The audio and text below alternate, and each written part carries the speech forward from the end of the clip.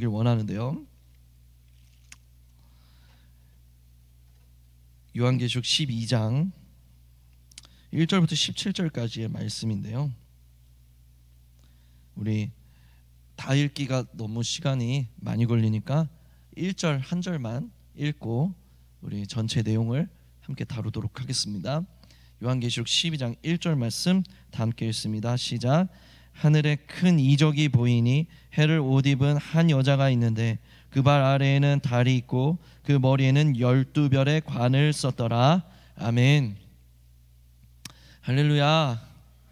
네, 오늘 저는 받을 은혜를 다 받은 것 같아요. 네, 예배 시작 전부터 많은 분들이 나와서 특별히 찬양팀, PPT 나오셔가지고 예배 준비하는 모습에 제가 먼저 은혜를 받았고요. 그리고 또 우리 소명 형제가 훈련 도중에 저렇게 군복을 입고 헐레벌떡 오는 모습이 또 너무 제게 감동이고, 여러분들이 삶의 자리에 너무 힘들고 어려울 텐데 은혜를 사모하시면서 이 자리에 이렇게 나오시는 335 나오시는 모습을 볼 때 저는 받은 은혜가 큽니다. 저는 이대로 끝내도 될 것 같아요. 그러나 하나님께서 맡기신 사명이 있으니까 오늘 주신 말씀으로 여러분들과 함께 은혜 나누길 원합니다. 오늘 본문하고 이제 다음 주에 다룰 13장의 본문은 사실 반복되는 내용이에요. 11장에서 어떤 내용이 다루어졌죠? 전반기 대환란, 후반기 대환란에 대해서 11장에서 다루었습니다. 근데 그 전반기 대환란, 후반기 대환란이 다시 반복해서 설명이 되고 있어요. 그래서 12장에서는 전반기, 13장에서는 후반기 대환란에 대해서 우리에게 설명해 주시는 것입니다. 그래서 반복해서, 요한계시록은 굉장히 반복을 좋아해요. 그 재앙도 3번이나 반복이 되잖아요. 그것처럼 이 전반기 대환란, 후반기 대환란도 이렇게 반복해서 설명을 하고 있습니다. 그래서 오늘 본문 말씀을 통해서 환란 속에 있는 교회, 그리고 교회가 당한 그 영의 싸움, 그리고 그 싸움 가운데에 어떻게 원수가 교회를 공격하고 또 그 공격 가운데 어떻게 교회가 보호받고 있는지, 우리가 그런 내용들을 오늘 본문 말씀을 통해서 배우게 될 것입니다. 사실 우리가 이 세상을 살면서 배우게 되는 지혜 중 하나가 보이는 게 다가 아니라는 거예요. 표면적으로 보이는 게 다가 아닌 거죠. 그래서 특별히 그거는 오늘날 교회를 보는 시각에도 마찬가지입니다. 오늘날 교회가 참 세상의 지탄을 받는 그런 상황에 이르렀어요. 많은 비리가 있고요, 많은 어두운 모습들이 있어서 그 모습들 때문에 사회적 지탄을 받는 것도 사실입니다. 그거 회개해야 돼요. 고칠 거 고쳐야 됩니다. 그런데 그런 어떤 세상의 시각으로만 교회를 판단할 수는 없어요. 교회의 어떤 그 회사나 아니면 학교를 운영하는 어떤 그런 경영법을 가지고 와서 교회를 성장시켜 보려는 그런 시도들이 있었습니다. 물론 어느 정도는 유익할 수도 있겠죠. 그런데 그것으로는 안 돼요. 왜냐하면 교회는 사람이 세운 게 아니어서 그래요. 교회는 하나님이 세우셨습니다. 그래서 세상의 방법, 세상의 지혜, 세상의 것들로는 교회가 교회될 수가 없는 거예요. 교회가 진짜 교회 되려면 하나님이 다스리시고 성령님이 임재하시는 곳이 되어야 되는 거죠. 그래서 교회는 세상의 시각으로만은 판단할 수가 없어요. 우리가 아무리 교회가 타락해 보이고 세상의 지탄을 받는다 할지라도 우리가 세상이 교회를 보는 것처럼 똑같은 렌즈로 이 교회를 바라보아서는 안 된다라는 것이 오늘 본문에 드러나는 그런 교훈 중에 하나입니다. 그래서 우리는 교회를 생각할 때 우리가 저번 주에 우리가 함께 나누었던 것처럼 우리는 무슨 손님이나 서비스 받는 손님이나 무슨 관광객들을 모집하는 게 아니라고요. 우리는 이 교회 안에서 양성되고 자라나고 그리고 발생해야 되는 것은 그리스도의 군대라는 거예요. 그리스도의 군대. 군대라는 것은 무엇입니까? 내 적이 누구인지를 알아야 돼요. 내 적이 누구인지를 알아야 돼요. 좋은 군대는 적을 잘 아는 군대입니다. 그래서 오늘 본문은 우리가 마주한 적이 누구인지를 우리에게 정확하게 보여주고 있고, 그리고 우리에게 우리의 적에 대해서 살펴보라고 요구하고 있습니다.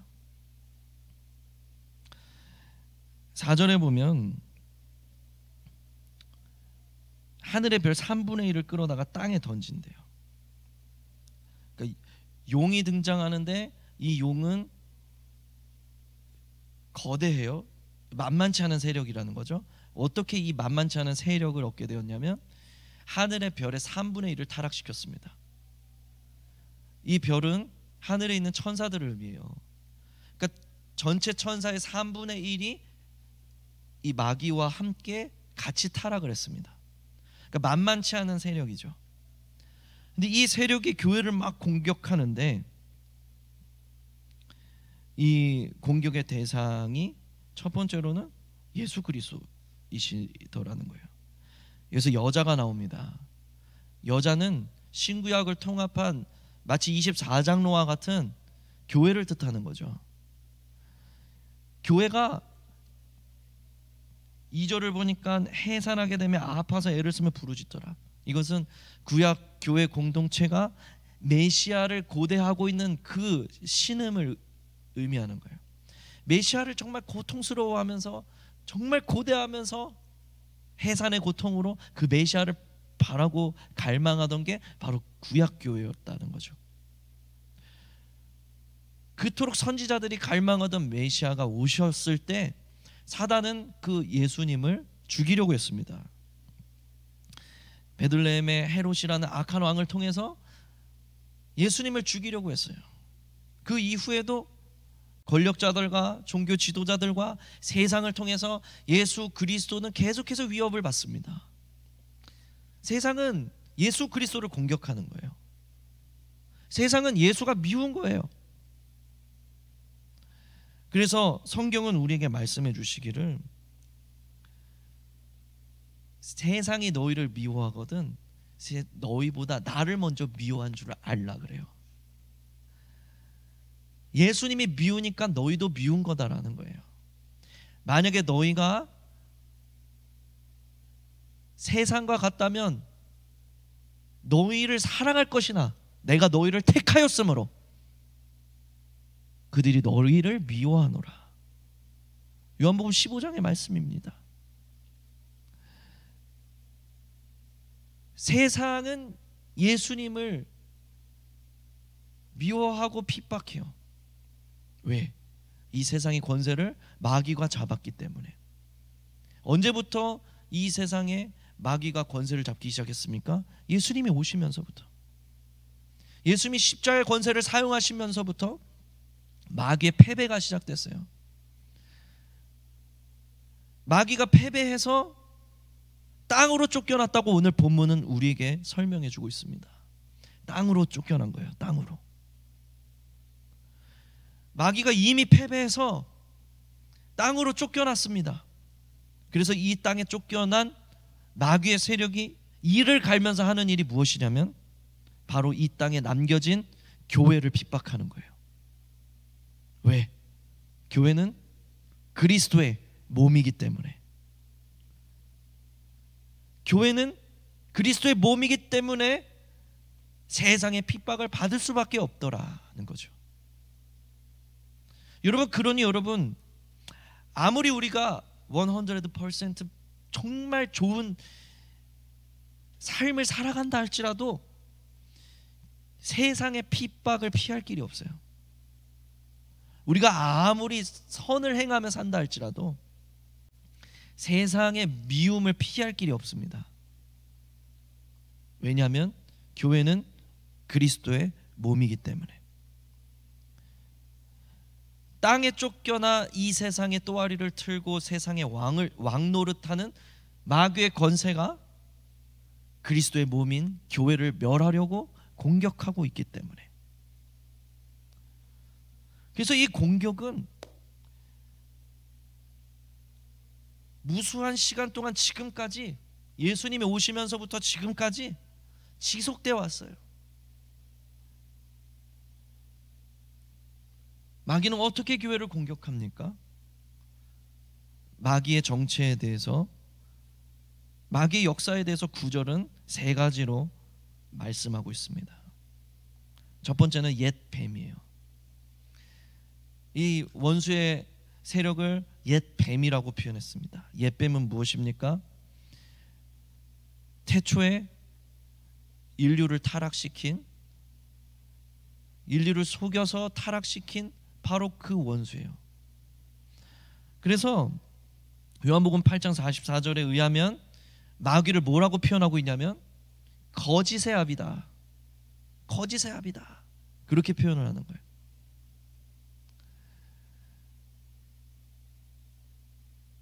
마귀가 이 땅에 남겨진 교회를 핍박할 때에 어떻게 핍박하느냐? 바로 거짓으로 역사하는 거예요. 거짓으로. 그래서 이 거짓의 영이 역사하기 시작하면 교회 안에 서로 막 분열이 일어나요. 서로가 서로를 미워합니다. 서로가 서로를 대적합니다. 작은 일이 크게 부풀려지고, 목사가 성도를 미워하고 성도가 목사를 미워하고, 성도 간에 미워하고 성도가 하나님을 미워하고. 그래서 여러분, 우리들 가운데 이 원수의 권세를 또한 마귀라고도 부르는 거예요. 마귀는 헬라어로 디아블로스라는 언어를 쓰는데 이 단어는 분열시키는 자예요. 그러니까 여러분, 우리 가운데에 섭섭한 마음이 들거나 미워하는 생각이 들거나, 그때 마귀가 역사하고 있다는 것을 캐치하셔야 됩니다. 예수 이름으로 명하노니 물러갈지어다 선포하셔야 되는 거예요. 그 속상한 생각 들었을 때, 섭섭한 마음 들었을 때 그거 묵상하고 있으면 안 된다는 거예요. 그거 묵상하면 묵상할수록 더 깊이 들어갑니다. 마귀가 점점 더 내 안에서 또아리를 트는 거예요. 더 역사함이 커지는 거예요. 더 이상 건널 수 없는 강을 만들어 버려요. 언제나 작은 데서부터 시작합니다. 그래서 여러분, 누가 잘했고 누가 잘못했고 이걸 떠나서 여러분 가운데 속상한 마음, 섭섭한 마음, 미워하는 마음 여러분 들기 시작했다면 여러분 자신을 위해서 그 마음으로 역사하는 마귀의 권세를 물리치셔야 돼요. 마귀가 일하고 있다는 것을 깨달아야 합니다. 그 마음이 여러분들의 마음이 아니요 마귀가 지금 불어 넣어주고 있는 악한 속임수라는 것을 알아야 돼요. 속지 말아야 된다는 거예요.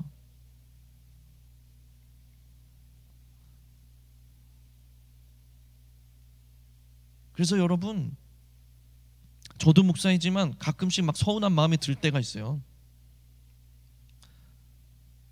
근데 그 서운한 마음을 묵상하고 있잖아요. 점점 그 서운함이 너무 커지는 거예요. 이 서운함이 또 다른 서운함을 낳고, 그 또 다른 서운함이 또 다른 미움을 낳고 점점 눈덩이처럼 불어납니다. 심각한 것은 그 생각이 내 생각인 줄 알고 살고 있을 때가 문제인 거예요. 서운함이 들어올 수 있어요. 미움이 들어올 수 있습니다. 분열의 영이 여러분들을 꿰일 수 있어요. 속일 수 있어요. 그런데 그것을 여러분들의 마음에 묵상하면서 여러분들이 그것을 받아들이면 안 되는 거예요. 그러면 문제가 되는 거예요. 그래서 성경은 우리에게 말해주기를 분이 나더라도 하루가 지나기 전에 풀라고 합니다. 하루가 지나기 전에. 안 그러면 마귀 밥 된다는 거예요. 마귀의 밥이 된다.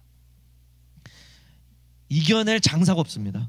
목사든 장로든 집사든 교회 30년 40년 다녔든 이겨낼 장사가 없어요. 사랑하는 여러분, 마귀에게 속지 않는 여러분들 되시길 예수님의 이름으로 축복드립니다.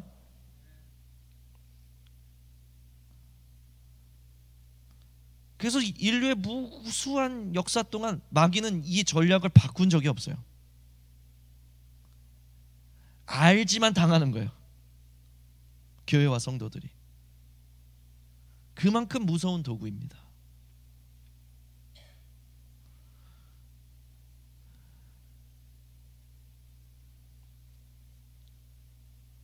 우리의 삶 가운데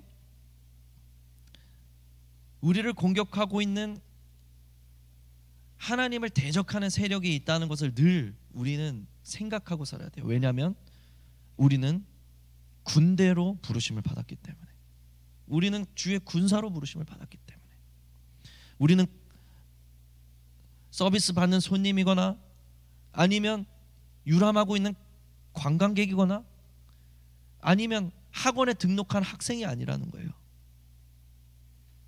우리가 이 교회에 모인 것은 전쟁에 능한 용사로서 다시 태어나기 위해서. 그래서 이 어두운 세상, 마귀의 공격이 끊임없이 교회를 향하고 있는 이 어두운 세상을 믿음으로 돌파할 수 있는 전쟁에 능한 군사가 되기 위해서 교회에 부르심을 받은 거예요. 교회가 그 기능을 하고 있지 않다면 병든 겁니다. 교회에서 주의 군사들이 일어나고 있지 않다면 병든 거예요. 사실 6절 14절은 같은 말을 하고 있죠. 6절부터 보면 그 여자가 광야로 도망하매. 사단의 공격을 피해서 광야로 도망쳤습니다. 이게 우리의 현 주소예요. 이 지상에 존재하는 교회들의 현 주소는 바로 광야 교회입니다. 우리는 광야에 있는 거예요. 광야에 있는 교회는 무엇을 뜻하는 거예요? 갑옷을 벗을 수가 없는 교회예요. 싸움이 끝나지 않았습니다. 그런 교회가 바로 우리들이라는 거예요. 우리는 긴장을 푸는 사람들이 되어서는 안 돼요. 방패를 내려놓을 때가 아니고 창을 내려놓을 때가 아니고 갑옷을 풀어 헤칠 때가 아닙니다. 우리가 이 세상 지나는 동안 광야 교회로서 존재하게 될 텐데, 우리는 이 광야 교회로서 살아가는 동안 한 손에는 검을 들고 한 손에는 방패를 들고 전신 갑주를 착용하고 주님의 나라를 향해서 전진하는 그런 영적 군사의 모습으로 살아가야 하는 거예요. 이 광야를 통과해야만 하는 것입니다.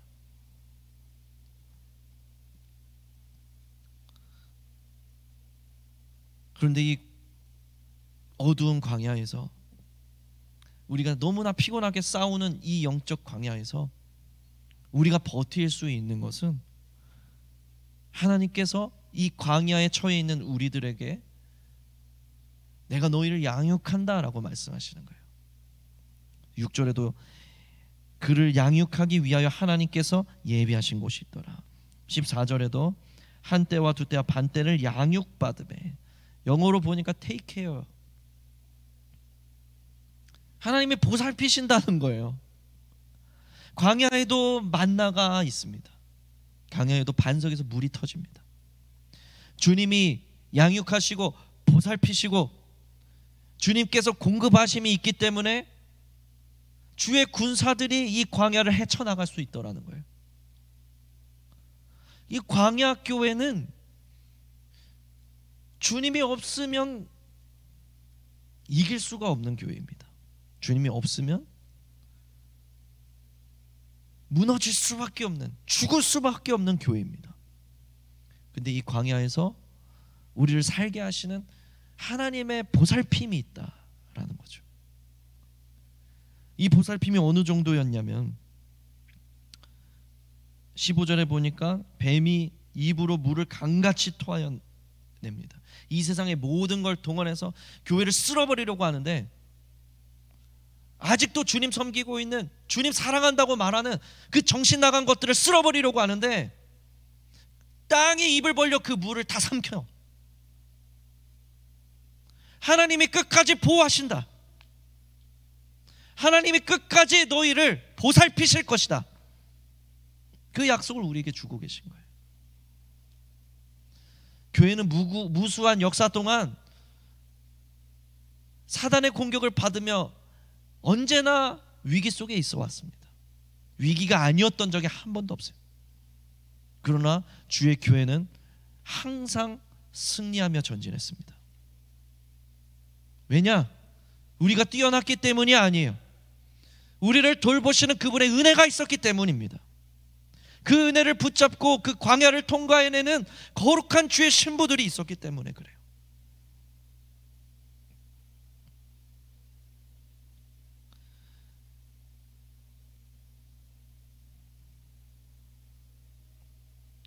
그래서 11절은 주님의 교회가 어떻게 승리하는가, 그것에 대해서 우리에게 보여주고 있습니다. 첫 번째는 어린 양의 피로 이겼다. 어린 양의 보혈로 이기는 거예요. 여러분, 우리는 보혈로 이기고 있습니까?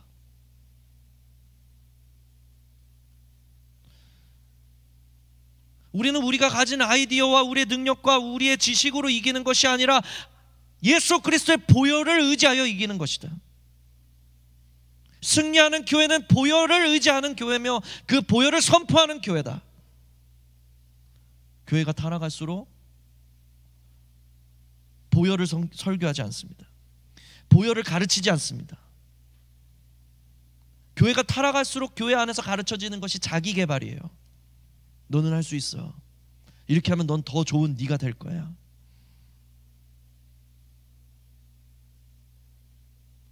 그런데 그게 사단경에서 가르치는, 사단 성경이 가르치는 말씀이라는 걸 아셔야 돼요. 지금도요,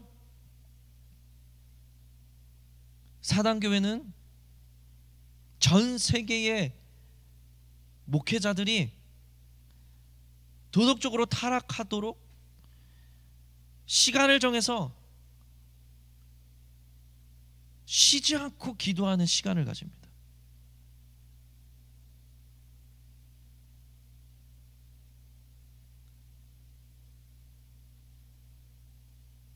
많은 성도들이, 많은 교회들이 깊은 잠에 빠져 있는 동안 마귀는 활발하게 일을 하고 있어요.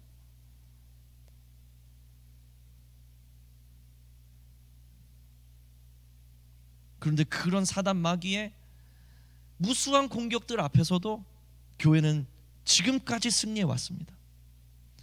영원히 승리할 것입니다. 그 이유는 예수 그리스도의 보혈의 권세가 그 어떤 마귀의 권세보다 크기 때문에 그렇습니다. 이기는 교회는 예수 그리스도의 보혈이 나타나는 교회입니다. 알량한 내 힘과 능력을 의지하는 교회가 아니라 예수님의 의를 붙잡는 교회입니다. 그래서 당대 가장 뛰어난 엘리트 중 하나였던 사도 바울이 이렇게 말하는 거예요. 나는 예수 그리스도의 십자가 외에는 결코 자랑할 것이 없느니라.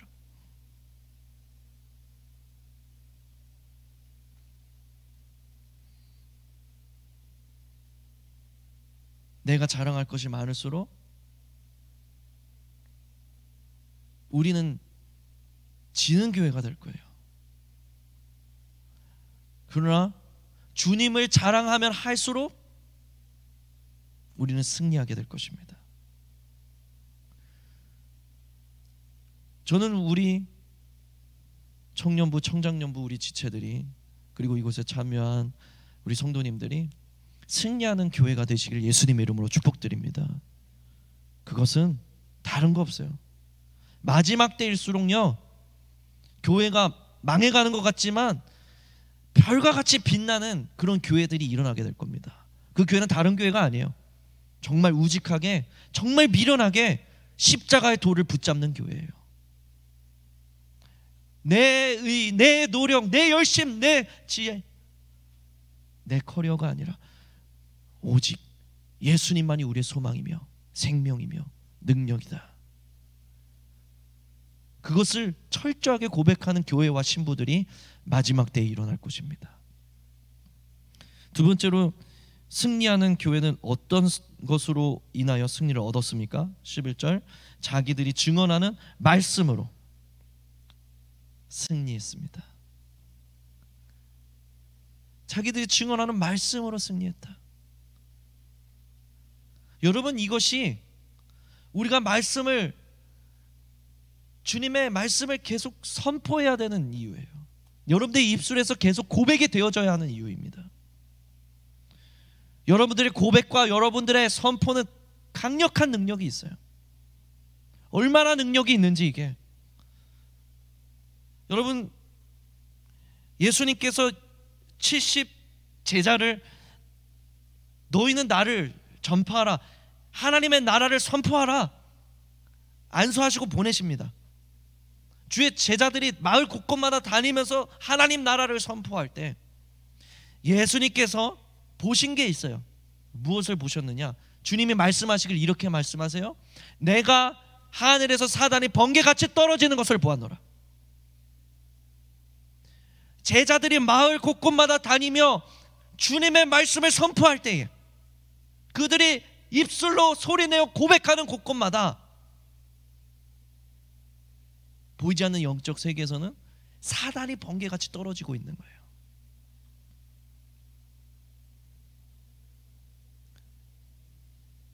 여러분, 저와 여러분들은 이 땅에 보이는 것에 너무 약한 사람들이잖아요. 근데 진짜 중요한 것은 이 보이는 세계가 아니라 이 보이는 세계와 연결된 영적 세계라고요.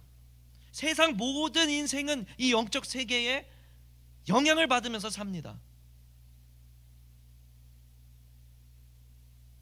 저와 여러분들도 다르지 않아요. 그런데 마귀의 나라를 무너뜨리고 하나님 나라를 가져오는 사람들이 있으니 그 사람들이 바로 말씀을 믿음으로 선포하는 자들이라는 거예요. 예외가 없습니다, 여러분. 살아있는 성도 보면요, 그 입술의 고백이 달라요. 살아있는 교회 보면 그들의 선포가 다릅니다. 진짜 능력이 심히 깊은 것은 바로 그 믿음의 고백에서 나오는 거예요. 마지막 때에, 그 고통하는 때에 승리한 교회의 특징은 바로 말씀을 믿음으로 선포하는 교회더라는 것입니다. 저는 여러분들을 축복합니다. 여러분들이 입술이 바뀌게 되기를 예수 그리스도 이름으로 축복드립니다. 예수 그리스도 이름으로 축복합니다. 여러분들 입술이 열리고 여러분들의 고백이 터지셔야 돼요. 거기에서부터 부흥이 시작되는 겁니다. 마귀의 나라가 무너져야 하나님 나라가 들어오는 거예요.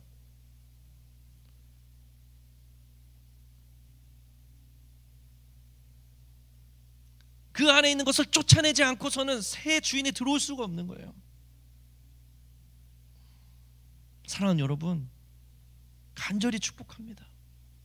여러분들의 마음을 여시고 여러분들의 입술을 여시고 여러분들의 고백이 하늘의 문을 열고 마귀의 나라를 무너뜨리는 주님의 통로가 되시기를 예수님의 이름으로 축복드립니다.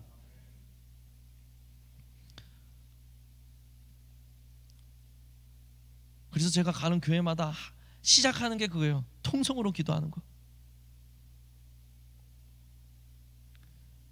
제가 갔던 교회마다 통성 기도가 없었어요. 근데 갔던 교회마다 침체되는 거예요. 그래서 통성 기도부터 회복시키는 거예요. 자꾸 고백하라고.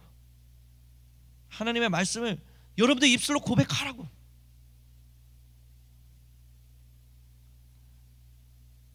사단이 하는 작업도 그거예요. 입술부터 걸어 잠굽니다. 고백이 사라지게 만들어요. 선포가 없어지게 만듭니다. 장례식장처럼 잠잠한 교회를 만들어요.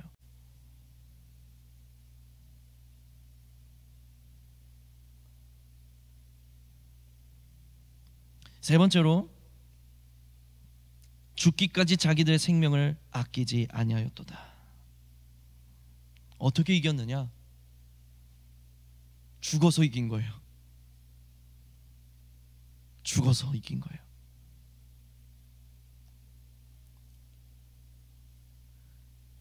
자기 생명을 아끼지 않는 그 정도의 믿음과 사랑이 성도들의 마음속에 부어진 거예요. 생명이 아깝지 않은 거예요. 주님을 위해서라면 생명이 아깝지 않다. 내 목숨 초계와 같이 던진다. 그런 미친 사람들이 있었던 거예요. 그 미친 사람들이 한국에 복음 전하러 왔던 선교사들이고요.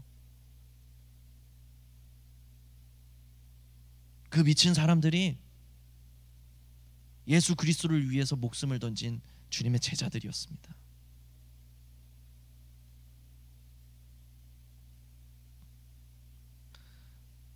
사도 바울은 이렇게 고백하죠. 로마서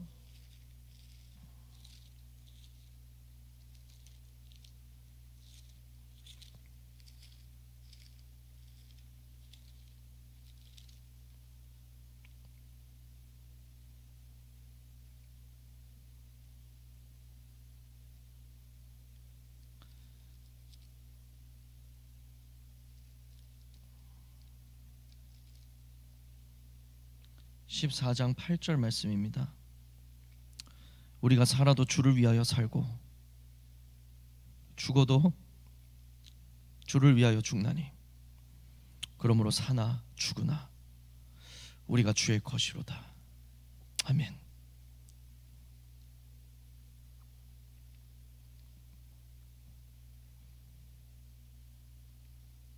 이 고백을 하는 성도들을 세상이 이길 재간이 없습니다. 내가 사나 죽으나 주님의 것이라는데 어떻게 세상이 이기겠어요?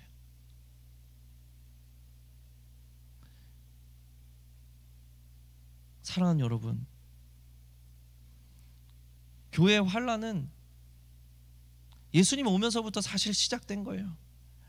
굳이 대환란이라는 이름을 안 붙여도요, 교회는 이미 이 땅에 던져져 있는 이 교회는 이미 그 태생부터가 환란 속에서 성장하고 있는, 환란 속에서 싸우며 믿음을 지키고 있는 광야교회의 성격을 가지고 있는 거예요.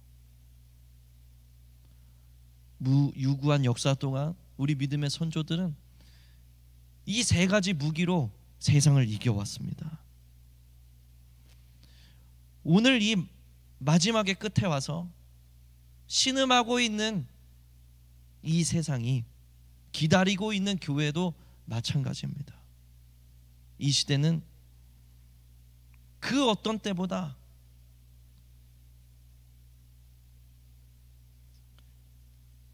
어린 양의 피로 충만한 주님을 향한 고백과 선포로 가득한, 내가 사나 죽으나 다 주의 것이라고 고백할 수 있는, 생명을 주께 드린 그런 거룩한 교회를 기다리고 있습니다. 무엇이 능력입니까? 무엇이 능력입니까? 진짜 능력은 바로 이 거룩에 있는 것입니다. 주님만 사랑하는 그것이 거룩이에요.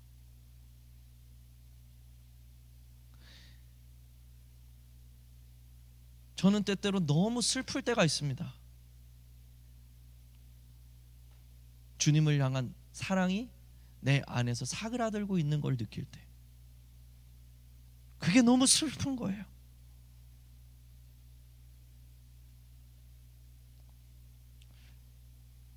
나이가 먹었다는 핑계를 안 댔으면 좋겠어요. 상황이 이렇다는 핑계도 안 댔으면 좋겠어요.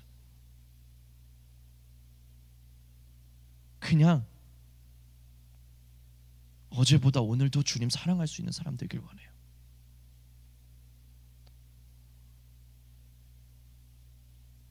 저는 여러분들이 그런 공동체가 되셨으면 좋겠습니다. 주님이 이때 우리를 이곳에서 만나게 하셨을 때 하나님이 가장 기뻐하시는 것이 무엇일까? 바로 그 마지막 때의 별과 같이 빛나는 주님만 사랑하는 거룩하고 순결한 하나님의 세대가 되어드리는 데 있는 줄 믿습니다. 이 시간 찬양 한 곡 부르고 우리 기도의 자리로 함께 나아갔으면 좋겠습니다.